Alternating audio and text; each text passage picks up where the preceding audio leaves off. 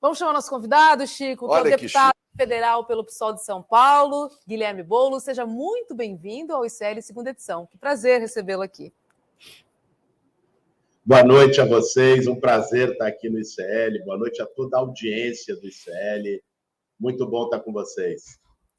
Deputado, hoje o presidente Lula disse que o agressor do ministro Alexandre de Moraes, em Roma, é um, abre aspas, animal selvagem, não é um ser humano, fecha aspas. E que essa gente que renasceu no neofascismo tem que ser extirpada. O senhor concorda? Como o senhor viu esse episódio que aconteceu com o ministro Alexandre de Moraes, que na verdade é um repeteco de episódios que já aconteceram com outros ministros da corte, né?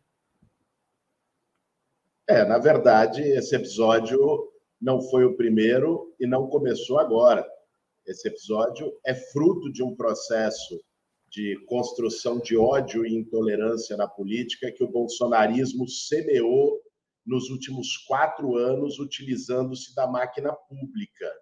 Eu acho muito engraçado quando alguém tenta tirar a responsabilidade do Bolsonaro pela ação dos seus seguidores, seja no 8 de janeiro, seja em ataques violentos, inaceitáveis como esse que sofreu o ministro Alexandre de Moraes. É aquela velha história, né? É alguém que fica lá o ano inteiro, 4 anos inteiros, né? Com um canil de pitbull dizendo ataca, ataca, ataca. Aí, quando atacam, né, essa figura diz, eu não tenho nada a ver com isso.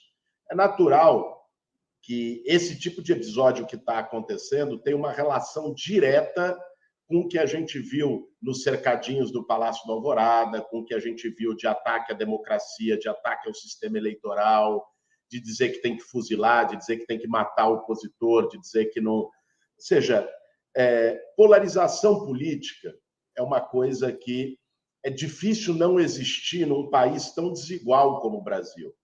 Não dá para a gente imaginar que nós vamos ter o nível de tranquilidade política da Dinamarca, da Suécia, num país que é o 3º maior produtor de alimentos do mundo e tem 30 milhões de pessoas com fome, né? Então, a polarização, ela acontece, ela é fruto da realidade da história brasileira.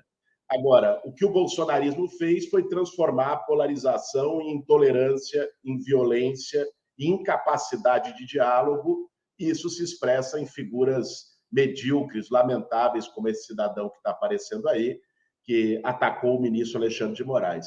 Não foi o primeiro, lamentavelmente, não será o último, mas eu concordo com o presidente Lula, acredito que o nosso papel, o papel do conjunto dos democratas, das instituições do país, é coibir isso, enfrentar isso sem medo, de cabeça erguida e colocando essas pessoas no seu devido lugar. Deputado, uma pergunta, Marcos. Deputado, prazer falar com o senhor. Obrigado, Boulos, pela tua presença. Eu vou insistir um pouco nesse tema, porque antes de você entrar no ar, eu disse que eu concordo com a mensagem do Lula. Me parece que a gente tem que ser duro e tem que trazer essas pessoas para a institucionalidade. O próprio ministro Silvio Almeida nos disse isso aqui no ar. A despeito disso, e é aí que eu gostaria de ouvir o senhor, me parece que utilizar o verbo extirpar é demasiadamente agressivo e pode dar uma certa interpretação equivocada que acaba por municiar a extrema-direita, como se existisse aí algum tipo de equivalência entre o que faz o Bolsonaro e essa fala do Lula. Como é que se avalia isso, Boulos? César, meu caro, prazer estar contigo aqui. Veja, assim, eu acho que o verbo pode não ter sido o mais adequado. Agora, coloque-se na situação também do presidente da República, que está mediante um conjunto incrível de tensões e tendo que lidar com elas, nem sempre vai utilizar as palavras mais adequadas. Agora, eu acho que isso não autoriza a fazer uma equiparação, né, como a matéria que apareceu aí, entre Lula e Bolsonaro. Uma coisa é o Lula cometer um erro de linguagem, utilizar um verbo mais forte. Agora, em nenhum momento o Lula defendeu o golpe de Estado, em nenhum momento o Lula defendeu violentar e agredir opositores, em nenhum momento inclusive militantes e ativistas do campo de esquerda fizeram isso com quem quer que seja. Então, eu acho que a gente tem que tomar um certo cuidado, porque essa tentativa de igualação, ela é uma tentativa forçada, ela é uma tentativa falsa e ela precisa ser repelida, né? Porque senão a gente perde a régua, a gente perde o parâmetro moral. Se um erro de linguagem do Lula for utilizado como equiparação com alguém que tentou o golpe de Estado, matou milhares na pandemia, atacava, enfim, dizia que defendeu torturador, defendeu ditadura, defendeu AI-5, né? A gente entra numa equiparação formal que esconde a diferença brutal de conteúdo e de sentido entre essas duas personalidades políticas que são o Lula e o Bolsonaro. Não há comparação possível, não há nenhuma escolha difícil. Eu acho que a civilidade e a democracia está de um lado, por mais que possas fazer críticas, isso, inclusive, é próprio da democracia, e, do outro lado, está o autoritarismo, está uma política de violência e de ódio. Deputado Boulos, boa noite. Olha, o Tribunal de Justiça de Alagoas, né, negou hoje o recurso do Ministério Público do Estado de Alagoas. O recurso foi contra aquela decisão que absolveu Arthur Lira da acusação de crime de peculato, né? A Operação Taturana descobriu fraude na Assembleia Legislativa de Alagoas, à época que Arthur Lira era deputado estadual. Graças a uma liminar, ele conseguiu disputar a eleição, não deveria ter disputado, até porque era ficha suja, dentro dos critérios da época, não é? E ele agora, o Ministério Público recorreu, mas o Tribunal de Justiça, né, absolveu Arthur Lira. Claro que vai haver recurso em instâncias superiores. Como é que o senhor vê isso? Porque Arthur Lira agora está tão incomodado com toda a situação e com denúncias da ex-esposa, não sei se o senhor tem acompanhado, que ele está nos processando a nós do ICL, está processando a agência pública, conseguiu tirar de circulação matérias feitas pelo Congresso em Foco, no UOL, conseguiu também atacar a revista Piauí, juridicamente, o DCM, principalmente pelas denúncias de agressões sexuais feitas pela sua ex-esposa, como também essas denúncias de corrupção. Como é que o senhor vê essa decisão do TJ de Alagoas? É uma vitória do Lira? Meu caro Chico, eu não conheço esse processo em particular e, para mim, é muito, muito difícil opinar por um processo que eu não conheço, o andamento, o mérito, as razões. Agora, quero deixar aqui a minha solidariedade integral ao ICL e ao conjunto dos órgãos de imprensa, de mídia, que estão sofrendo uma ofensiva e uma tentativa de silenciamento, né? Então, eu acho que é inadmissível tentar impedir que uma matéria seja veiculada, tentar impedir que um tema determinado seja abordado, que uma testemunha ou que uma vítima fale num espaço como esse. Isso é inaceitável num ambiente democrático. O que eu espero, no caso do Arthur Lira, como em todos os demais casos, é que seja, com o devido processo legal, né, seja levado até as últimas consequências, e se cometer o crime, que pague pelo seu crime, né? Eu acho que nós temos que também tomar um certo cuidado, e aí que não me refiro a este caso em particular, com as disfunções que aconteceram no Brasil entre os vários poderes no último período. Eu ouvia, estava fora do ar, ouvi o César falando do tema, enfim, das prerrogativas legais e tal, e tenho total acordo com o César que essas prerrogativas, o amplo direito de defesa, não são garantidas para o povo mais pobre desse país, sobretudo para a população negra, para a população periférica, que não tem nenhum direito legal, muitas vezes, assegurado. Esse é um tema.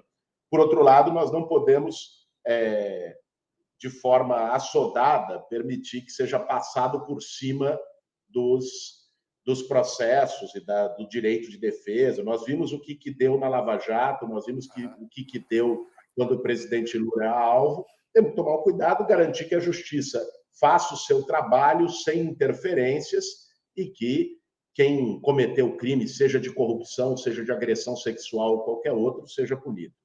Deputado, só para completar, não nesse caso, mas essa semana a gente mostrou aqui, São Paulo, não sei se o senhor está em Brasília, mas São Paulo teve noites muito frias. E a Prefeitura de São Paulo, usando vários veículos, várias combis e a Guarda Civil Metropolitana, desferiu ataques às pessoas. A gente sabe que existem alguma coisa como 50 mil pessoas vivendo nas ruas desta mega metrópole, né? Maior e a mais rica da América Latina. Então, a Prefeitura e o prefeito Ricardo Nunes arrancou essas pessoas das suas barracas de lona, levou barraca, levou roupa, levou documento. Segundo o padre Júlio Lancelotti nos denunciou aqui ontem, levou até medicamentos, jogou tudo fora e deixou essas pessoas ao relento, para que elas fossem desintocadas das regiões centrais, debaixo de viadutos, não é? Enquanto isso, a Prefeitura de São Paulo gastou quase 400 milhões de reais. A Folha de São Paulo fala, o jornal Folha de São Paulo fala em 385 milhões em publicidade, em propaganda. Não seria mais eficaz a propaganda da realidade, ou seja, que essas pessoas estivessem sendo tratadas com decência? Eu estou perguntando isso porque o senhor é candidato a prefeito de São Paulo, pré-candidato a prefeito de São Paulo. O senhor que trabalhou com moradores sem teto nessa cidade, como é que se aborda esse tipo de problema? Porque querem tirar, em época de eleição, da visão dessa classe média, dos visitantes. Agora, isso acontece em São Paulo, isso acontece em várias outras capitais brasileiras. O padre Júlio denunciou aqui. Como é que o senhor agiria nessa situação? Chico, meu caro, é uma vergonha o que está acontecendo em São Paulo em relação à população de rua. Nós temos 52 mil pessoas morando nas ruas de São Paulo. É a maior quantidade de pessoas sem teto da história da cidade, enquanto nós temos uma prefeitura que tem 35 bilhões de reais em caixa. Faz mais ou menos 3 semanas saiu uma notícia que o dinheiro em caixa da prefeitura aplicado rendeu 1,5 bilhão de juros. Ou seja, o prefeito se comporta como se fosse banqueiro, né? Prefeitura não é banco. Dinheiro não é para ficar parado rendendo juros, ainda mais com a gravidade do problema social que nós temos em São Paulo. Quando ele começou a retirar barracas, ele dizia, não, barraca não é lá. Eu concordo que barraca não é lá. Ninguém quer que fique barraca na rua. Nem o pedestre que quer passar, nem o comerciante que está lá no centro da cidade, e muito menos a pessoa que está embaixo da barraca. Agora, você tirar a barraca e não dar uma alternativa para a pessoa é desumanidade, né? E é isso que está acontecendo na cidade de São Paulo. Eu não sei se o padre Júlio comentou, Chico, não tive a oportunidade de assistir ontem, né? Mas nós temos 52 mil pessoas em situação de rua e 20 mil vagas em abrigos da prefeitura. Não é nem metade para atender a população em situação de rua, sem falar na qualidade desses abrigos. Muitos deles, eu fui ver em loco, né? Fizemos uma diligência da Comissão de Desenvolvimento Urbano da Câmara, muitos deles com equipamento totalmente deteriorado, denúncias de marmita azeda, de percevejo, de condições precárias. O morador de rua não pode levar a sua carroça, que é um instrumento de trabalho que ele tem para tirar alguma renda. Muitas vezes ele acaba não indo, dormindo na rua e não indo para o alojamento da prefeitura para não perder a carroça. Não pode levar o seu animal de estimação. E para quem não sabe, Chico, o cachorro, né, que uma família em situação de rua tem, ele não é só um animal de estimação, ele é a segurança. É o que garante que à noite, se alguém se aproximar para fazer uma maldade, ele vai ser alertado. E aí não tem canil nos espaços de acolhimento. Ou seja, é uma situação totalmente desumana, é a cara dessa gestão. A Prefeitura de São Paulo hoje, para te dizer a verdade, Chico, essa gestão é uma mistura de desumanidade com corrupção e abandono. É isso que a gente vive hoje na cidade mais rica da América Latina, apesar de 35 bilhões em caixa e nós estamos chegando no orçamento previsto para 2024 em 107 bilhões de reais no orçamento, maior orçamento da história da cidade de São Paulo. Enquanto isso, o centro é um retrato do caos da cidade, é lixo para todo lado, é abandono, é a praça virando matagal, é a calçada esburacada, é as pessoas jogadas no meio da rua, é uma insegurança generalizada, essa pataquada que eles estão fazendo agora na Cracolândia, um dia leva para um lugar, outro dia leva para o outro, como se isso resolvesse. Uma tentativa de esconder embaixo do tapete, em vez de enfrentar o problema de verdade. Você me perguntou, Chico, o que eu faria em relação à população em situação de rua?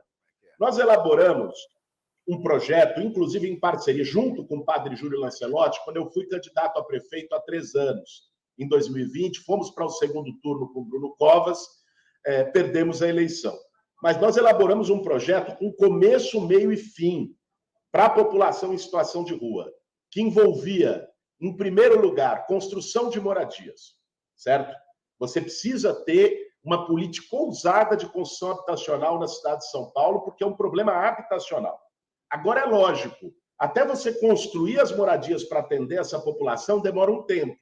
Então, você tem que ter soluções intermediárias, que seriam, né, alojamento provisório, seja por auxílio aluguel, seja um alojamento provisório através do que a gente chamou de casas solidárias, que eram espaços diferente desses abrigos, que são um depósito de gente que a prefeitura faz hoje, né? Espaços humanizados, com assistente social, com psicólogo, com um número menor de pessoas, e, portanto, tendo que gastar um orçamento maior da assistência social, e junto com geração de emprego para reerguer a pessoa, Chico. Então, você criar frentes de trabalho, né, para a zeladoria da cidade. A zeladoria hoje está um caos. Está muito ruim, é uma crítica generalizada na cidade de São Paulo. Por que você não pega e abre frente de trabalho, dá um salário mínimo para essas pessoas que estão na rua e fala, olha, você vai atuar na subprefeitura tal, né? São Paulo tem 32 subprefeituras. Você divide essas pessoas nas subprefeituras para fazer pequenas obras de infraestrutura, obras de limpeza, pequenas obras de drenagem, tapa-buraco. Ou seja, é possível fazer. É um ganha-ganha. Ganha a cidade, porque o cuidado e a zeladoria fica melhor, e ganham essas pessoas que estão numa situação limite. Então, você integrar política de habitação definitiva com política provisória de acolhimento, por locação social ou por espaços de acolhimento, com geração de renda pelas frentes de trabalho, é o caminho. Né? No caso da Cracolândia, naturalmente, você tem um caso à parte, né? Ali você tem um problema grave de dependência química que você tem que atuar com CAPES móvel, você tem que atuar com uma política ousada de tratamento de saúde mental e, ao mesmo tempo, com uma política de segurança pública para pegar o traficante, né? Para pegar, porque a droga não nasce lá, a droga chega lá de alguma forma e muitas vezes com conivência ou vistas grossas de muitas autoridades. Então, precisa atuar no âmbito da segurança pública, mas também, naturalmente, no âmbito do tratamento de saúde mental. O que eles têm feito, Chico, que é retirar a barraca, chegar na Cracolândia, jogar as pessoas por baixo de um viaduto, como fizeram lá na Estaiadinha. Agora estão falando em fazer no Bom Retiro. Já gerou uma revolta nos moradores do Bom Retiro, com razão. Isso é cosmética, né? Isso é medida eleitoreira, que não resolve nenhum problema. Com esse tanto de dinheiro que a prefeitura tem aplicado, aí 32 bilhões, com 400 milhões, ou quase 400 milhões, jogados em publicidade, em propaganda, é maior, se não me engano, só perde para o Kassab em 2010. É o maior gasto com propaganda de um prefeito, é do senhor Ricardo Nunes, né? Que nem eleito prefeito foi, se deixa bem claro isso, né? Ele foi eleito vice. E ninguém vota em vice, você vota no candidato a prefeito, não é? Ali foi Bruno Covas. Não cabe nenhuma ação pública, não cabe acionar o Ministério Público. Como é que um prefeito pode mandar a sua força administrativa em cima de pobres pessoas que já são vítimas de uma realidade, num momento de frio? Né? Ele pode deixar esse dinheiro guardado e agir assim, como se fosse o imperador sobre os miseráveis. Não cabe uma ação na justiça para obrigar a prefeitura a cumprir o seu papel social? Chico, não só cabe, como nós entramos com ações judiciais, eu e outros parlamentares também entraram com ações contra isso, estamos esperando a resposta da justiça. Mas, de fato, é indignante você ver quase 300 milhões de reais indo para a publicidade para criar uma imagem fantasiosa, ou desculpe, quase 400 milhões de reais. 385. Exatamente. Assim, para criar uma visão fantasiosa da cidade, que não corresponde à cidade real que os paulistanos vivem todos os dias, e para tentar alavancar a imagem de um prefeito que é desconhecido, Chico. Porque se esse prefeito andar na Praça da Sé, ninguém para ele. Ninguém sabe que ele é prefeito, né? E, além de tudo, um cidadão de uma arrogância e de uma prepotência inacreditável. Né? Outro dia ele disse que não precisava de programa federal, né? Disse que o Minha Casa Minha Vida não ia atuar em São Paulo, né? Ou seja, um tipo que chegou para um senador do partido dele, senador da República do partido dele, o senador Jordano, do MDB, que disse que iria me apoiar porque não estava contente com a gestão dele. Ele disse que não sei quem é o senador, nunca vi, não sei. Ou seja, um sujeito arrogante, despreparado, né? Deixando a cidade às traças e só preocupado em cultivar a sua própria imagem, né? Com esse gasto exorbitante em publicidade. Deputado, a presidenta do PT, Gleisi Hoffmann, disse que quem apoiar Ricardo Nunes vai ser punido e que isso seria alta traição. Queria saber como é que está a relação do senhor com o PT, já pensando ou de olho na Prefeitura de São Paulo. Olha, eu pretendo ser candidato à Prefeitura no ano que vem. Estou buscando construir uma frente de partidos mais ampla possível no campo progressista. O diálogo com o PT tem avançado bastante nas últimas semanas. Tenho conversado com o presidente municipal, Laércio Ribeiro, com o Kiko Seleguin, que é o presidente estadual do PT, com a presidenta Gleisi Hoffmann, que desde o princípio, do momento em que nós firmamos o acordo, tem sido uma grande parceira. Tenho conversado com parlamentares do PT e a perspectiva, eu acredito, é que dentro de um mês, dia 5 de agosto, o PT vai ter um momento de definição, que é o Congresso dos Zonais, onde une a militância toda do partido na cidade. E eu acredito que nós já vamos caminhar para consolidar essa aliança com o PT, com o PCdoB, com o PV, com a Rede. Vamos buscar construir, para além dessas duas federações, né, a Federação PSOL-Rede, a Federação PT, PCdoB e PV, com solidariedade, com o PDT, com o Avante, com um conjunto de partidos, que inclusive a maior parte deles foram a base de sustentação da candidatura do Lula ano passado para derrotar o Bolsonaro, para que a gente consiga virar esse jogo em São Paulo. Não é possível. Cidade mais rica do Brasil e da América Latina está nesse nível de caos, de abandono. E, além do que, o prefeito agora resolveu se juntar com o Bolsonaro, né? Dia sim, outro também, ele está lá pedindo a bênção do Bolsonaro no escritório do PL em Brasília. No caso da reforma tributária, foi vergonhoso, né? Foi pedir orientação para o Jair Bolsonaro de como ele ia se posicionar, o prefeito da maior cidade do país, né? Ou seja, o estado que está São Paulo, não é nem preciso insistir muito aqui, porque quem vive em São Paulo, quem mora em São Paulo, está vendo isso todos os dias. Inclusive do ponto de vista de metas. Esses dias, o pessoal brincava, né? E tentava atacar a Dilma por aquela brincadeira que a Dilma fez de que não vamos botar meta, mas se cumprir, a gente dobra a meta. O prefeito de São Paulo é o inverso. Como não cumpriram as metas da cidade, ele anulou as metas. Ele acabou com a... Era impressionante. Vocês sabem, assim, tem coisas que são gritantes. A meta era fazer 14 piscinões até o ano que vem. Eles entregaram 3. A meta era fazer 40 quilômetros de corredores de ônibus. Eles entregaram 4 quilômetros, 10% da meta.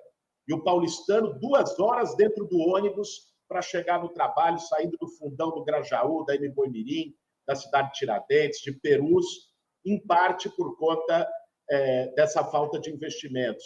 A meta era regularizar 220 mil moradias irregulares na cidade. Regularizaram 20 mil. Ou seja, é um descaso, e não por falta de dinheiro. Eu insisto nisso, Chico, porque é uma coisa indignante, quase incompreensível. Fico indignado também, viu, deputado? E o César tem uma pergunta também sobre... Na verdade, não é nem uma pergunta, Boulos. Eu procuro ajudar com a divulgação do Cozinhas Solidárias do MTST. É um projeto maravilhoso que eu gostaria de ressaltar, pedir para que vocês apoiem e sigam eles no Instagram, Cozinhas César, Solidárias. Como o Padre Júlio tem também o seu centro de atenção social. Isso. Tem lá a igreja de São Miguel Arcanjo, onde o Emicida, inclusive, ajuda Padre Júlio no atendimento dessas pessoas. Exatamente. Não, imagina. Então, o Cozinhas Solidárias faz um trabalho maravilhoso, são 45 cozinhas nas periferias do Brasil, mais de 1,8 milhão de marmitas servidas, e o Boulos é o nome político mais forte, mais denso do país. Eu gostaria que você falasse brevemente, Boulos, acerca do Cozinhas Solidárias. Um abraço para o Anderson, uma pessoa que está sempre ali. A gente está organizando um processo de divulgação, inclusive desse livro que eu lancei agora, fazer um evento lá com eles. Obrigado, querido. Então, eu gostaria que o deputado falasse um pouquinho disso, por favor, Boulos.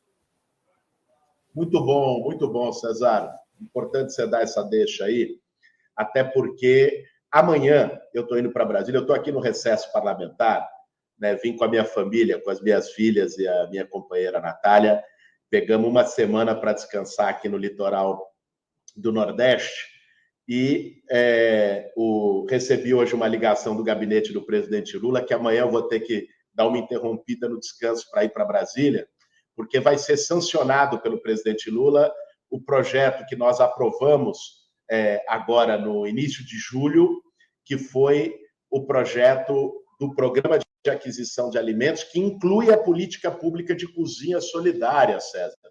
Cozinha Solidária é um projeto que começou como uma atuação do movimento social, do movimento dos trabalhadores sem teto, com uma arrecadação por essa plataforma que o César falou. Essa arrecadação sustenta hoje 46 cozinhas em todo o Brasil, nas periferias do país. São espaços que servem alimento gratuitamente na ponta para as pessoas que têm fome, né? Então, a cozinha não é na avenida, a cozinha é dentro da favela, é dentro da comunidade, todas essas 46 cozinhas, e servem alimento para as pessoas que mais precisam, no momento em que o país, no governo passado, ficou totalmente refém pela falta de políticas de combate à fome. A retomada do Programa de Aquisição de Alimentos, do PAA, veio junto com transformar essas cozinhas numa política pública, porque espero, a partir do orçamento do ano que vem, com essa aprovação, a gente consiga fazer essas cozinhas como política federal e numa dimensão muito maior, na dimensão dos milhares, porque é um mecanismo muito eficiente para você combater a fome lá na ponta, e amanhã nós vamos assinar, foi o primeiro projeto que eu aprovei como deputado federal, em 5 meses de mandato, uma política pública de cozinhas solidárias. Amanhã vou estar com o presidente Lula para a sanção dela, e é um projeto essencial, como o César trouxe, porque quem tem fome tem pressa e precisa dessa atuação, seja do movimento social, seja do Estado brasileiro. Com certeza. Deputado Guilherme Boulos, muito obrigada, e volte sempre aqui ao ICL Notícias, segunda edição. É um prazer sempre conversar com o senhor. Obrigada, viu? Uma boa noite.